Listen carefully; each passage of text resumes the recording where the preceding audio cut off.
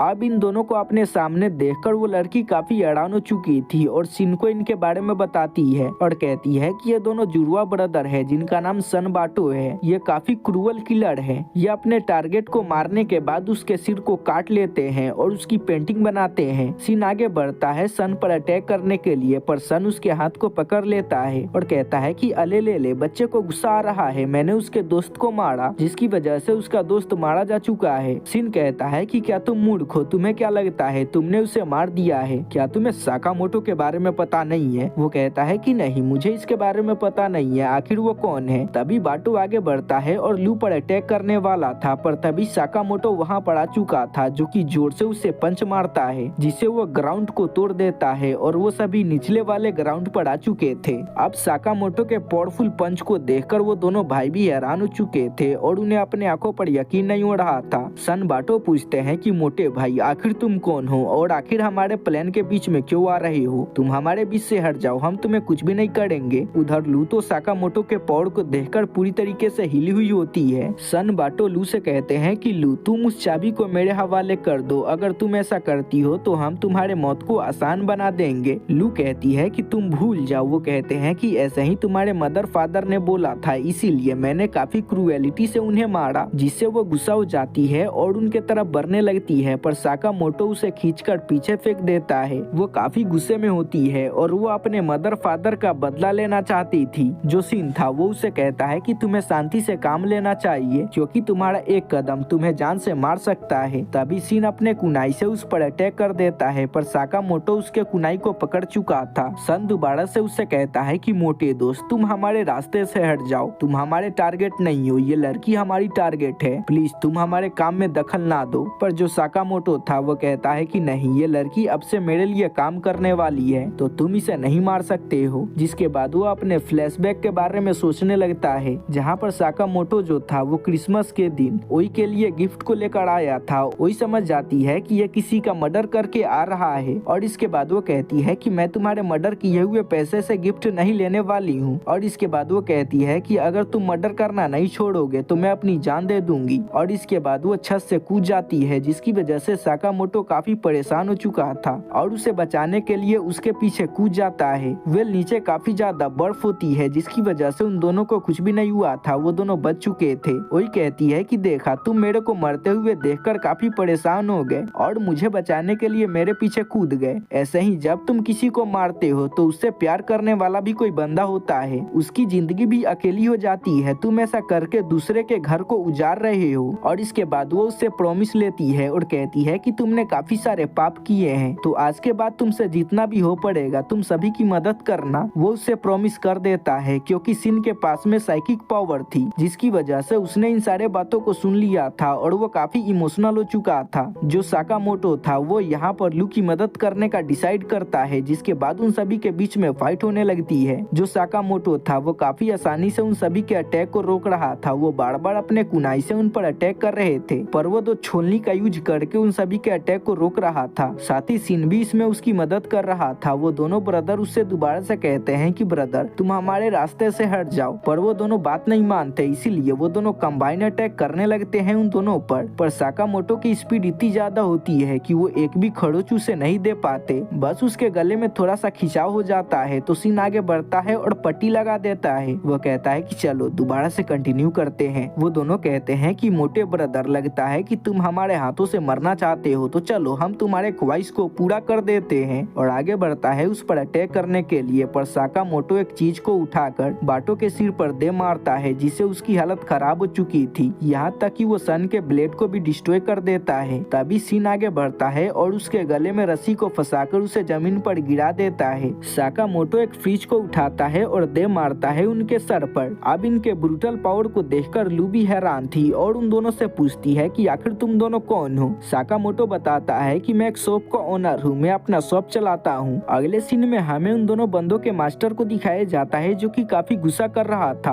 और कह रहा था कि आखिर वो दोनों बंदे कब आएंगे, जल्दी से वो चाबी लेकर आएंगे तभी तो मैं इसको खोल पाऊंगा। तभी साकामोटो उसके दोनों बंदों को लेकर वहाँ पर आ चुका था, जिससे वो हैरान था और पूछता है कि आखिर तुम दोनों कौन हो। तभी लू पीछे से आती है और अपने खंजर को उसके गले पर रख देती है, जिससे वो परेशान हो चुका था और इसके बाद वो माफी मांगने लगता है। लू कहती है कि मैं इतना ज्यादा बुरा नहीं हूँ कि मैं तुम्हें जान से मारूं, और इसके बाद वो उसको काफी बुरी तरीके से पीट देती है। वहीं पर जो साकामोटो था वो दोबारा से सोच रहा था कि वो सिन को कैसे मारे, जिसके बारे में सिन को पता चल जाता है, जिसकी वजह से सिन काफी परेशान हो चुका था और साकामोटो पर गुस्सा करने लगता है। अगले सीन में हमें लू को दिखाया जाता है, जो कि आगे बढ़ती है और अपने चाबी का यूज करके अपने तिजोरी को खोल देती है, जिसके अंदर लू क्लैन का सारा खजाना रखा हुआ था, जो कि सच में काफी ज्यादा था। जिसके बाद वो सभी आगे बढ़ने लगते हैं। सिन को एक किताब मिलती है जिसके अंदर लिखा हुआ था कि अगला जो भी लू क्लैन का लीडर बनेगा उसको अपना एक चीज यहाँ पर रखना होगा। लू को पता चलता है कि उसके जो फादर थे उसने यहाँ पर एक वाइन को रखा था, जिसके अंदर एक चिट्ठी भी होती है जिसमें यह लिखा हुआ था कि मैं इस वाइन को अपने बेटी के साथ में पीना चाहता हूँ, जिससे वो काफी खुश हो चुकी थी। और इसके बाद वो कहती है कि वेल चलो हम इसको पीकर एंजॉय करते हैं। साकामोटो अपने पास से बन को निकाल लेता है। ये वही बन होते हैं जिसके ऊपर लू गिरी थी और खराब हो चुका था, पर ये थोड़ा सा बचा हुआ था। तो ये सभी इसी को खाकर वाइन को एंजॉय करने लगते हैं। और इसी के साथ में इस सीरीज का फर्स्ट पार्ट यही पे खत्म होता है। वेल गाइस, काफी सारे बंदों को लग रहा होगा कि ये छोटा सा चैनल है और इस चैनल का जो ओनर है वो दूसरे के वीडियो को उठाकर अपलोड कर रहा है, पर भाई मैं आप सभी को बता दूं कि ये मेरा ब्रांड न्यू चैनल है, ये सारी मेरी वीडियोस है। तो अगर आप सभी इस बात को सोचकर सब्सक्राइब नहीं कर रहे हो कि ये तो दूसरे के वीडियो को उठाकर अपलोड कर रहा है, तो गाइस मैं आप सभी के गलत फहमी को दूर कर देना चाहता हूँ। असल में ये मेरी चैनल है,